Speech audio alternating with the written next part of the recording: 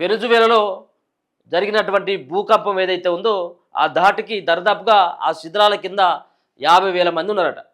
శిథిలాలను తొలగిస్తున్న కొద్ది మృతదేహాలే. వెనుజువేలాలో 920కి చేరిన మృతుల సంఖ్య ఇది అఫీషియల్గా. ఆచూకీ లభించని వారి సంఖ్య 50,000కు పైనే. కరకాస్ లా గుహైరాల్లో హృదయ విదాకర దృశ్యాలు. కాపాడాలంటూ శిథిలాల కిందున్న వారి ఆర్తనాదాలు. కూలిపోయే స్థితిలో వేలాది ఇళ్ళు, వాటిలోకి వెళ్ళలేక పార్కులు, ఖాళీ స్థలాల్లో బాధితుల తిప్పలు. 35 టన్నుల వైద్య సామాగ్రి, మందుల్ని పంపిన భారత్. ఇక చూడుర్రి, ఇప్పటికి దరిదాపుగా 2-3 రోజులు అవుతా ఉన్నది వెనుజువేలాలో జరిగినటువంటి భూకంపం. ఇంకా కూడా శిథిలాల కింద ఉన్నటువంటి వాళ్ళంతా కూడా అరుస్తూ ఉన్నారు, ఆర్తనాదాలు పెడుతూ ఉన్నారు, ఏడ్చుకుంటూ మమ్మల్ని కాపాడమని చెప్పేసి వాళ్ళు ఏడుస్తున్నటువంటి సిచ్యువేషన్. ఒక భయానకమైనటువంటి పరిస్థితి కనబడతా ఉంది వెనుజువేలాలో.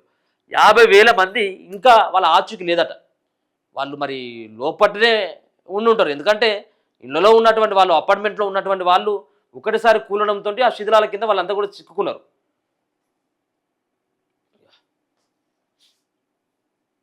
మొత్తం ఎక్కడ చూసినా కానీ మృతదేహాలే. ఎటు చూసినా శిథిలాలు, కుప్పగా పడిపోయిన ఉన్న భవనాలు, శిథిలాలను తొలగించిన కొద్దీ బయటపడుతున్న మృతదేహాలు. తమను కాపాడాలంటూ శిథిలాల కింద నుంచి బాధితుల ఆర్తనాదాలు.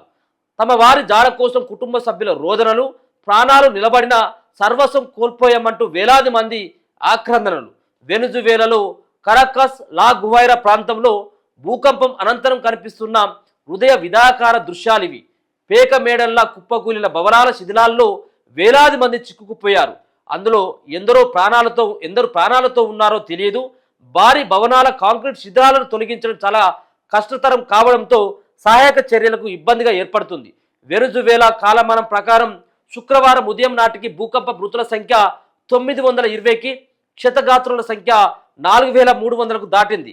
ఆ దేశ తాత్కాలిక అధ్యక్షురాలు డెల్సీ రోడ్రిగేజ్ ఈ వివరాలు వెల్లడించారు.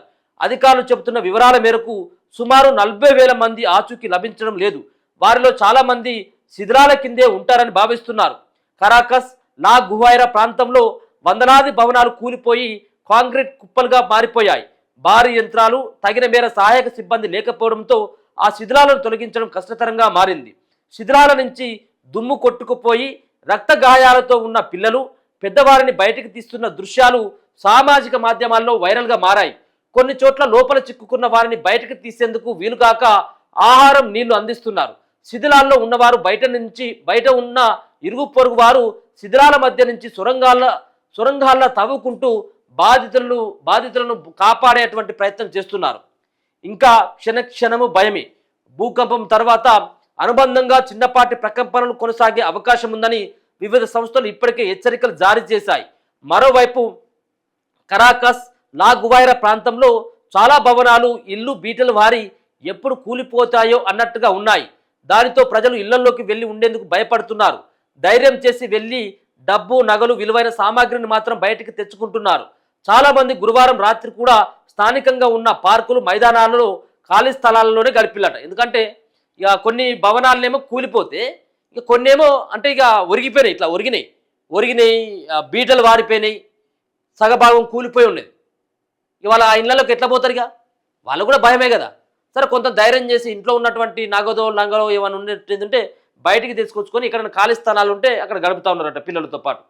సోషల్ మీడియాపై ఆంక్షలు ఎత్తివేత. వెనుజువేలాలో కొన్నాళ్లుగా ఎక్స్, ఇతర సామాజిక మాధ్యమాలపై ఆంక్షలు అమల్లో ఉన్నాయి.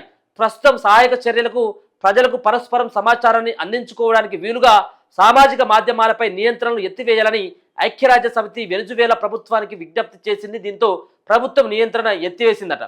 ప్రపంచ దేశాల ఆపన్న హస్తం. వెనుజువేలా రాజధాని కరాకస్లోని ప్రధాన విమానాశ్రయాన్ని తాత్కాలికంగా మరమ్మతులు చేసి వినియోగంలోకి తెచ్చారు. దీనితో ప్రపంచ దేశాల నుంచి రెస్క్యూ బృందాలు, మందులు, ఇతర సహాయక సామాగ్రి వెనుజువేలాకు చేరుకుంటున్నాయి. USA, El Salvador, Dominic Republic, Cuba, అలాగే మెక్సికో నుంచి బృందాలు గురువారమే చేరుకొని సహాయక చర్యల్లో వాళ్ళు కూడా పాల్గొంటున్నారు. ఇక సాయం కోసం భారత్ ఆపరేషన్ అమిస్తాద్. వెనుజువేలాకు సాయం అందించేందుకు భారత్ ప్రత్యేకంగా ఆపరేషన్ అమిస్తాద్ చేపట్టింది. అమిస్తాద్ అంటే స్పానిష్ భాషలో స్నేహం అనే అర్థం. ఈ ఆపరేషన్ కింద భారత్ వాయుసేనకు చెందిన 2 C-17 సైనిక రవాణా విమానాల్లో 35 టన్నుల మానవతా సహాయాన్ని మానవతా సాయాన్ని పంపింది. అందులో మందులు, వైద్య పరికరాలు, సహాయక చర్యలకు అవసరమైన సామాగ్రి, 2 భీష్మ ఫీల్డ్ హాస్పిటల్ యూనిట్లు ఉన్నాయి.